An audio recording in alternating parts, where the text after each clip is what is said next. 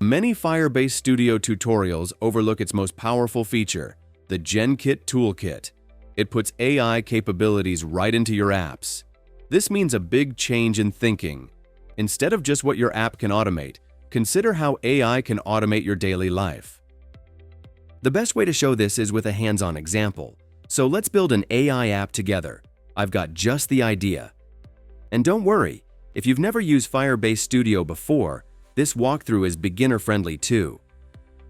Here's the first thing we will ask for. Make a tool using Genkit and Gemini AI that creates an opposing view to a social media post.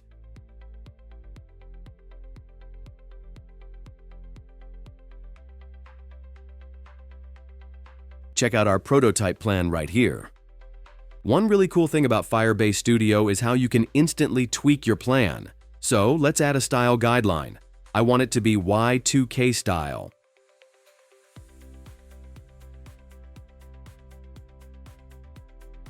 Now the plan looks better. Let's build it.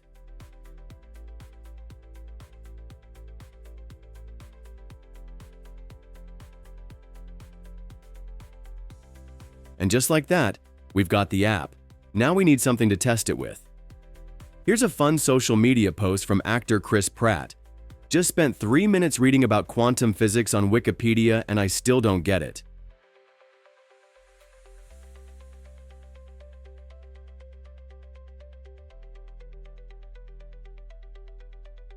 The first test throws an error. That's expected. Genkit needs an API key to work, so let's fix that. Over on the right-hand side, there's a convenient auto-generate button to take care of it. Now, if that auto-generate thing does not work for you, you can just head over to Google AI Studio and hit the Get API Key button there. It lets you pick from any projects you're working on.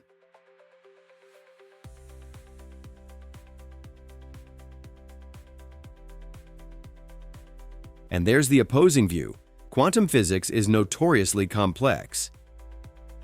If you were thinking about using this in a mobile app, Firebase Studio has a slick feature for that too. You can instantly test it out using a QR code. Just grab your phone, scan the code with its camera, then tap the Open in Chrome button. Greetings, my new mobile innovation. It's premature to call it innovative. The Select button is super handy. You can just pick any part of the app and then tell it what changes you want. Let's throw in another text box here. This one will tell the AI what kind of tone we want its response to have, like friendly, formal, humorous, and so on.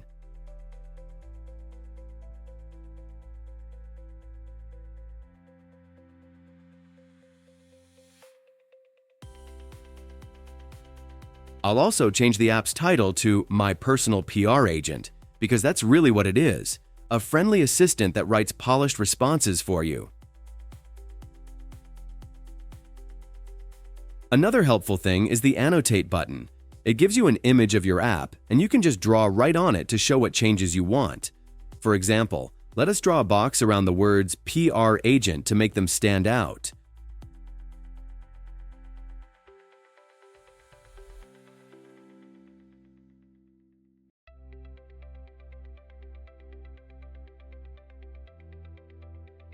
Okay, that box is not exactly a masterpiece, so I'll hit the Restore button and roll things back to how they were.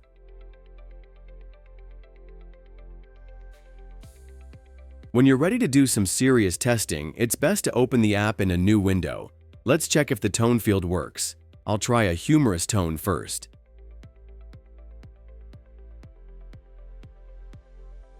"3 minutes?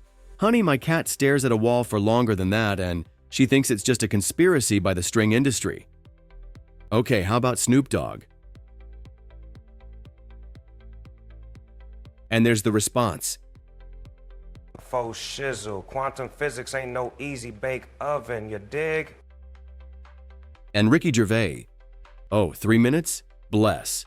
I once stared at a banana for 3 minutes and still didn't understand potassium." Now, if you want to use a different AI, you could actually give Firebase Studio a prompt like this. I have tested it out and it works, but I do not have a subscription for that right now, so no demo of it in action. But I can totally show you how to change it by hand. Just open up the code editor. Find the file called genkit.ts. You just need to change the first 3 lines there. Genkit works with stuff like Gemini, OpenAI, and Anthropic, just to name a few. Here are the code snippets you'll need for switching between providers.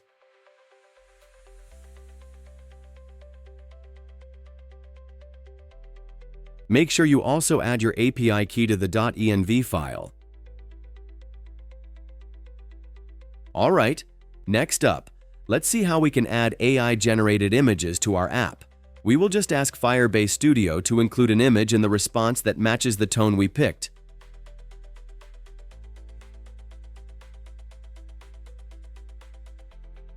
Let's give it a go.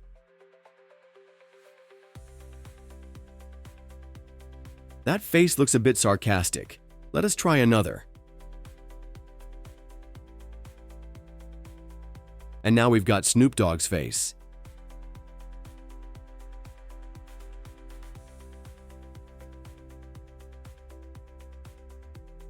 And there's Ricky Gervais.